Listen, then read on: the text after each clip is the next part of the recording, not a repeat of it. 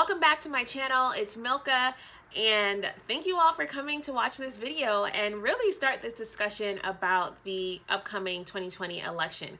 Now, before we get into it, I just want you guys to be sure to hit that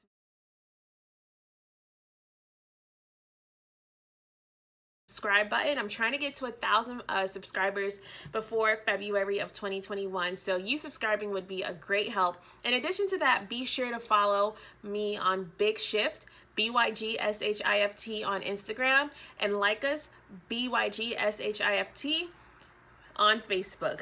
Now, you're probably wondering, why did I feel it necessary to make a video about why people shouldn't vote for Trump? It is your right as a citizen to vote for the candidate that you deem represents you the best. However, I think that there's a lot of misconceptions when it comes to Trump, and I just want to clear that up. Now, before I get into that, I just want to be very clear. This video is not endorsing, it's not a Biden endorsing video, or it's not a video endorsing any other candidate aside from Trump. I just feel it necessary as a citizen, as a voter, to educate my fellow voters about what's really happening in the country. So let's dive right into it. Why you shouldn't vote for Trump is, I think, at least for me, the biggest reason. Now, it may not be the biggest reason for you, but it's the biggest reason for me. He's racist. I know I'm laughing. It's not funny, but it's like, he's racist. And now anyone will tell you, well, like all political candidates at some point in time, voted in for laws or bills that were not for immigration, or voted for laws or bills that were not for minorities, etc. Yes, that is true. If you go back, you'll find, there were things that Hillary did, there were things that even Barack Obama did that were not in favor of minorities. However, Trump has actually been sued for racial discrimination when he was managing most of his properties. There were a lot of Black people that felt like when they were trying to get, live in Trump properties, live in office spaces, that they were being racially discriminated against, and they won that case. They won that case. So when I say Trump's racist, I don't just mean by his rhetoric or by his tweets. I actually mean that there has been case after case after case of Trump being racist. There's been case after case, and not just charges, convictions of his racism, of his expressions and his rhetoric. So it's not even that he just had bad comments to say about Black people. He intentionally stopped Black people from living in his properties because he felt like Black people weren't good enough. And any Black person that has worked for Trump can attest to that. There's been footages of the guy that won, the Black guy that won. Give me a second. Let me find his name. There's been footages of people calling Trump out from his racism. In 1980, I just want to read this to you guys. In 1980, a former employee of Trump's Castle, which was one of Trump's casinos, accused Trump of business discrimination by saying that when Trump and Ivanka came to the casino, they ordered all Black people off of the floor. That was in 1980. I'm going to keep going because you guys, just so you guys can believe me. In 1989, with the Central Park 5, I know you guys, we all remember this. There was a movie on Netflix about the Central Park 5. Trump bought a local ad in the paper asking to bring the death penalty. Although later the teens were convicted to be innocent. He bought a paper in the ads asking them to bring the death penalty for in 1991, John O'Donnell, the former president to Trump Plaza, quoted Trump saying that he didn't like his Black accountant. This is exactly what Trump said. I'm going to read this to you guys. Black guys counting my money. I hate it. The only kind of people I want counting my money are short guys that wear yarmulkes every day. I think that the guy is lazy, and it's probably not his fault because laziness is a trait to Blacks. This is what Trump said. And in a 1997 Playboy interview, when they confronted him about it, you know he said it was probably true? He said it was probably true. Let's keep going and to identify Trump's racism. Actually, I'm not even going to go into the 90s. Let's go into the 2000s because there's a lot in the 90s that we could talk about. In 2010, in the New York City, there was already huge controversy over the Ground Zero Mosque, which is a proposal to build a Muslim community center in Lower Manhattan near the site of the 9/11 attacks. Trump opposed the projects, calling it insensitive and offered to buy out the investors project. And then when he was on David Letterman, he said, referring to Muslim people, well, somebody's blowing it up. Somebody's blowing the building. Someone is doing lots of bad stuff. And he thought it was the Muslim people. Now, again, if that type of, mind you, and before I get into my spiel, I just want to point out that a lot of these happened before Trump decided to seriously run for president because, you know, as you should know, he's ran for president before. Now, if that doesn't bother you, if that level of racism to the point where, you know, there's been lawsuits that was filed against him and that was won for his racism when it comes to business. The fact that when he would come to his casino, they had to clear out all the black people.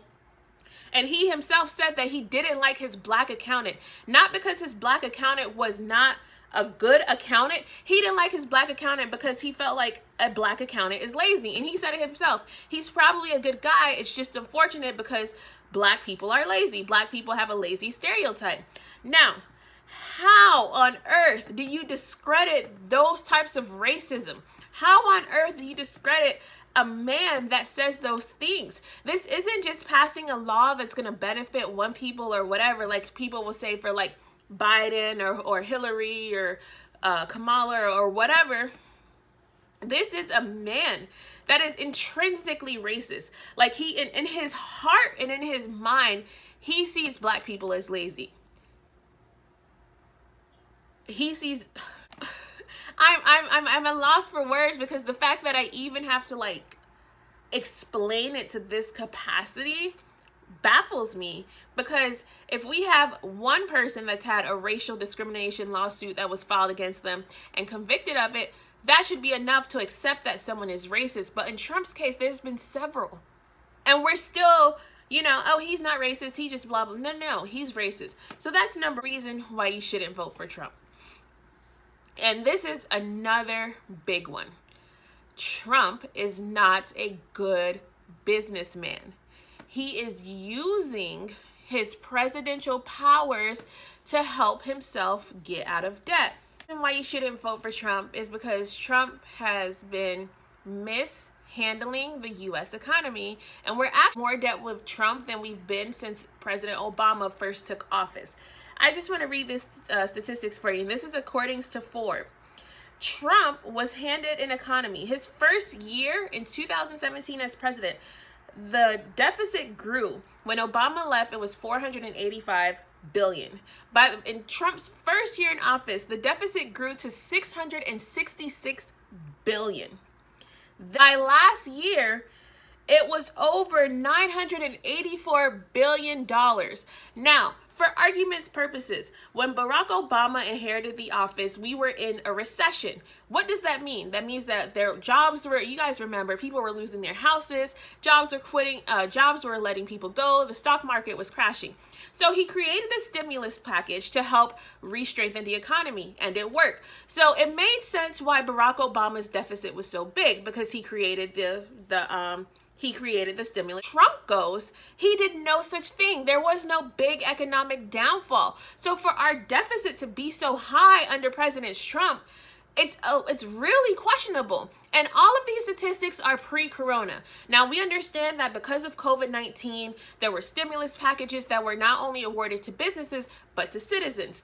This is pre-corona. This is before COVID-19 essentially stopped the world. So if we're at a $984 billion deficit before Corona, where are we going to be in another 4 years, including Corona? Trump is not capable of handling the U.S. economy. He loves to say that he created jobs, but in reality, Trump is not a good president. He loves to say that he created jobs, but in reality, he did not create as much jobs as he did. Actually, I'm going to give you a rundown of the presidents that created the most jobs. First and foremost, we have George Bush father. George Bush Sr., I'm sorry. He was the president from 1989 to 1983. He created 2.9 million jobs. We have Bill Clinton, who was the president from 1993 to 2001. He created 18.6 million jobs during his tenure. We have George Bush Jr. or George Bush son, or, you know, whatever you want to call him.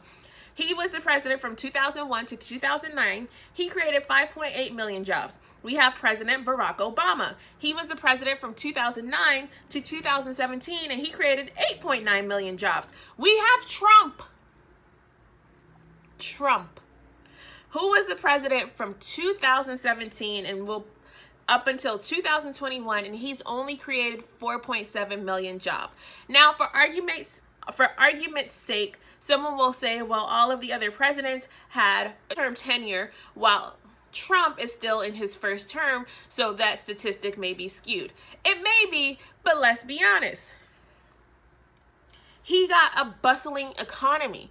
When he essentially inherited a good economy. When he became president, up until, 2020 with the pandemic, there was nothing major happening. Most of the terrorist attacks were domestic. We didn't have any major international terrorist attacks. We didn't have any major, we had natural catastrophes, which always happens, but we didn't have large things on a global scale, not to the capacity of Corona or not a recession. So essentially, my argument is, for you to have inherited such a good economy and not had such major global issues, and to have only created 4.7 million jobs is questionable. And the bigger question is, how were you able to create only 4.7 million jobs but raise the national deficit to $989? Guys, I'm not an economist. I'm not a mathematician, but this doesn't add up. This means that when Trump is saying he's the best president for blacks, he's the best president for Hispanics, he's the best president for the economy, it means that he's lying. Not only is he lying, but he's growing our national debt. Why is he growing our national debt and we don't have more jobs than any other president? We don't have a war. He tried to start one, but we don't have a war. Pre-corona, there was no housing crisis. There was no stock crisis. So why is our national debt growing to this capacity? The number that I gave you for Barack Obama was for 8 years. The numbers that I'm giving you for Trump are just for his 3.5 years in office. 3, not 4, not 8, not 12, 3. How someone can grow our national deficit to that capacity and not create more jobs shows that they are not only unqualified to be president, but they actually suck at being president. But again, we will continue, because I understand that some people may lead lots more convincing as to why Trump should be president, and I'm here to give it to you. Let's keep going. I'm sorry, I got so caught up, I don't even know what number I am. What, 3? Yes, so number 4, why Trump is unfit to be president and why you shouldn't vote for him. Let's keep it going. Number 4, Trump is using the U.S. presidency to not only get out of debt, but to further the Trump brand. And I'm going to tell you why this is true. Trump, let's back up. Every president that has become president of the United States during my lifetime, so that's from 1990 to before. I don't know about the presidents before when I was born. For the sake of this video, I wasn't going to do all that research.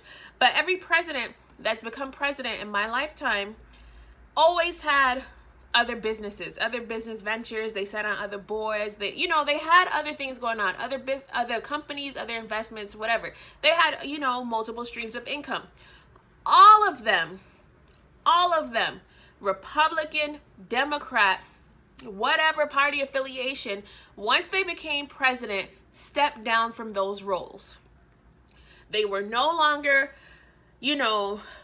sitting on a chair. When I mean by chair, I don't mean a physical chair. I mean the chair of a board. They were no longer sitting on the chair of a board. They were no longer, working with their investments or their side businesses. They let them all go so they could be presidency. And if you ask, it's because they don't want conflict of interest. They don't want nobody to say, oh, you were doing this, you were taking money, blah, blah, blah.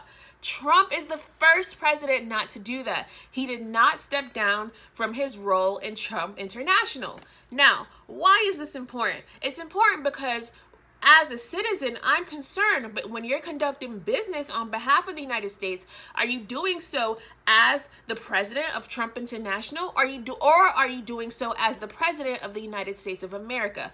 I don't know, but these articles leads me to believe that he's doing it as the president of Trump International.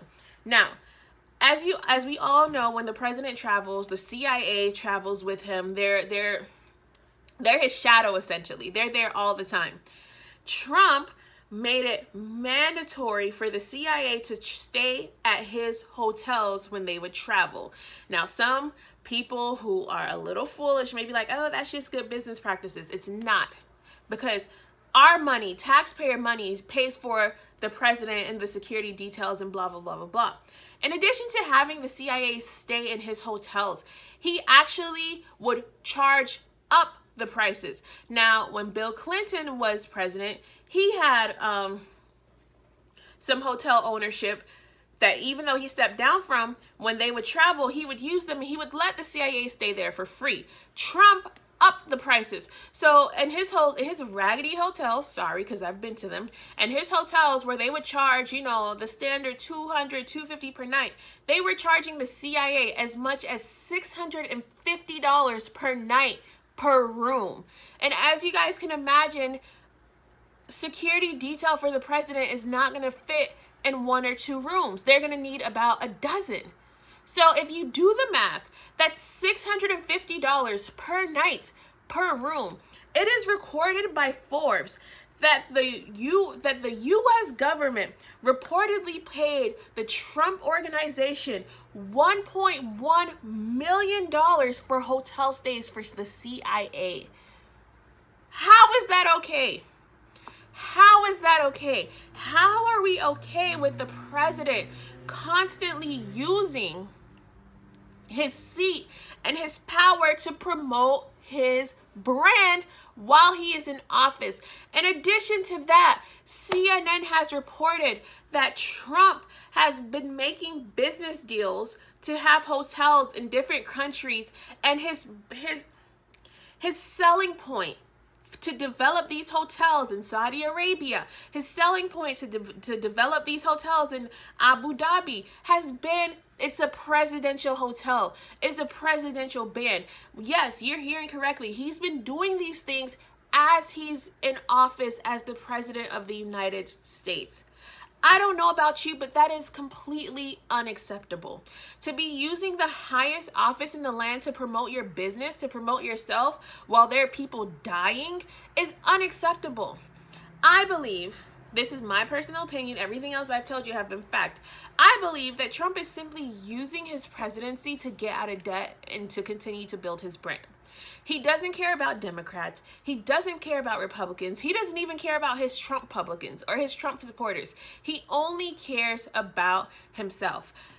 Continuing to Trump's finances, as you all know, the New York Times published a 10-page, extremely detailed article about Trump and his finance. And the $750 tax bill was just that was like the first paragraph. That was just the icing on the cake. As you dive deeper into that, you start to realize that he not only paid $750 in taxes, he also paid Ivanka Trump a consulting fee.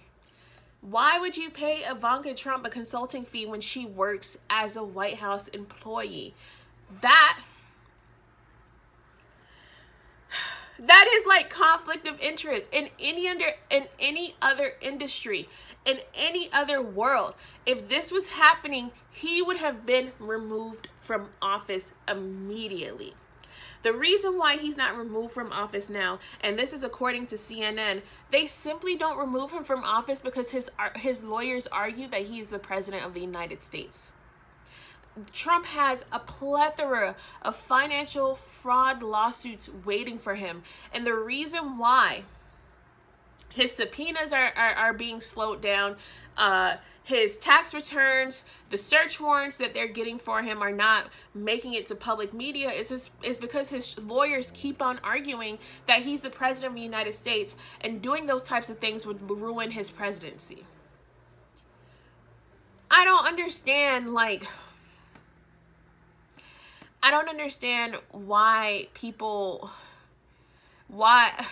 I'm speechless, because these are things that are like baffling, but they're also an abomination to have to deal with for the president of the United States. And again, I don't understand why people still support him. Number 5, why you shouldn't vote for Trump. And honestly, if you still need convincing after all the things that I told you in the past 4 reasons, I don't know if this is going to be the game changer for you, honestly, but whatever. Number 5 is Trump's intentional mishandling of the coronavirus. Now, the first reported case of the virus in the U.S. was in January of 2020. However, since December of 2019, all government officials were alerted about this new extremely contagious virus. Now, Trump knew about the virus. Trump knew how deadly the virus was.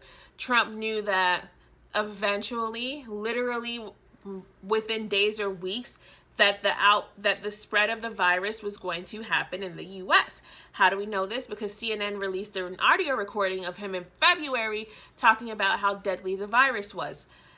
Even with him knowing it, even with him getting briefed by it, he would still go on television and say that the virus is just a hoax.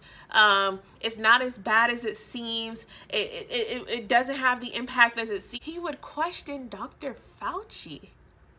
This man has advised presidents, no matter the political affiliation in the White House, for years. And Trump would publicly question him, and Trump would publicly contradict the things that he... Cornell University researchers, after analyzing 38 million English language articles about the pandemic, found that Trump was the largest contributor to misinformation for Americans about the coronavirus. The largest. So not Facebook, not some random conspiracy theorist on YouTube, the sitting president of the United States. If that doesn't blow your mind, so that means that when he was sitting there saying that masks are ineffective to his followers or at press conference, guess what? They were actually effective at stopping the spread of the virus. When he was sitting there saying, oh, it's just like the flu, guess what? It's not. Like, he is the largest contributor of misinformation when it comes to the virus. That means that everything he says about the virus is the exact opposite of what the virus is. Everything he says relating to the virus is a lie, and whatever he's saying is the exact opposite. And the issue isn't that he's spreading misinformation. The issue is that he's intentionally spreading misinformation.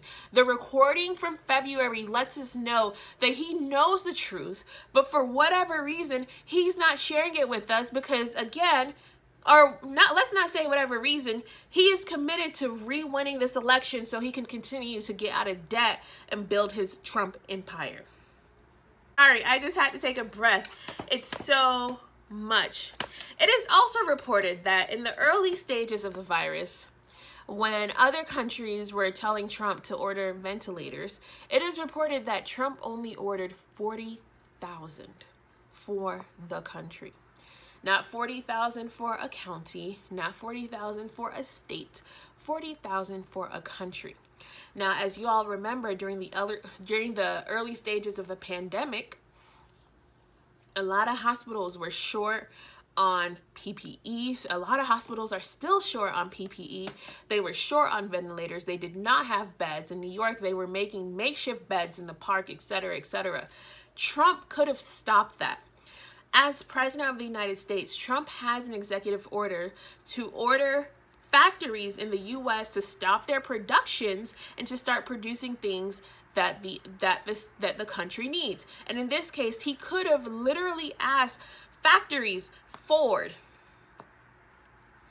whatever random factory, I don't know all the factories in the U.S., but he could have asked them under a presidential order to stop, let's say Ford, for example, to stop producing cars because we need you to start working on teams to help make ventilators because the hospitals are short. He didn't do that. He did not do that. I believe no matter the president, Democrat or Republican, if they were faced with this pandemic, they would have done what was best for the country, i.e. make a nationwide mask mandate, i.e. have companies stop what they're doing and provide ventilators and provide PPEs and blah, blah, blah, blah, blah. Trump didn't do that because while we were concerned about a pandemic, he was concerned about his hotel developments in other countries and his other investments in other countries. Why do we feel that a man like this is qualified to be president? Why? Why are there people that feel comfortable raising a Trump flag knowing that he does not support them? He does not care about them. And I know what you're going to say. You're going to say, well, Biden doesn't care or such and such doesn't care. And it's like, you're right.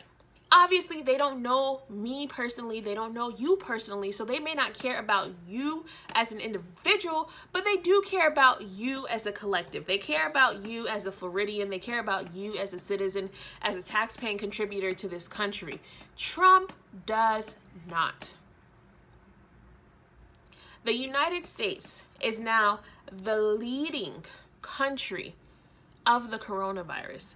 We're beating out underdeveloped countries. We're beating out third world countries. We're the leading country of the coronavirus.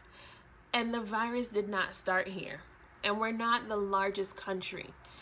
The fact that we are that high in that statistic, in Florida alone, there are more cases in Florida than there are in certain countries across the world. And those countries have more people than we do. This is a total representation of poor leadership by the President of the United States. As I mentioned earlier, if this doesn't convince you otherwise not to vote for Trump, I don't know what will. But I need you to understand that this country will continue to go downhill, pandemic or not, as long as he remains in office. He is not qualified to be president. He is not fit to be president. Therefore, he should not be president. He has been president. He has proven to us that he cannot do a good job, and he will sacrifice this country for his personal gain if he has the option. And he does, and he does have the option, and he does it every day. So I'm urging you, when you go out to these polls, again, I'm not endorsed by anybody. This is not a Biden supporting video, but I'm urging you, before you go out to these polls, or when you go out to these polls, really consider what you want this country to be.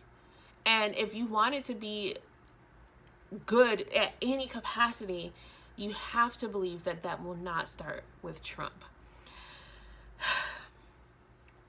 This was a mouthful. This will probably be one of my longest videos thus far, but I hope that you guys receive the message. I hope you guys go out and vote.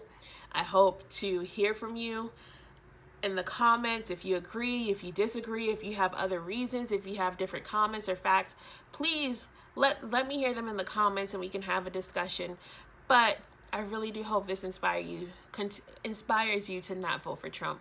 Be sure to share this video with others and have a great one.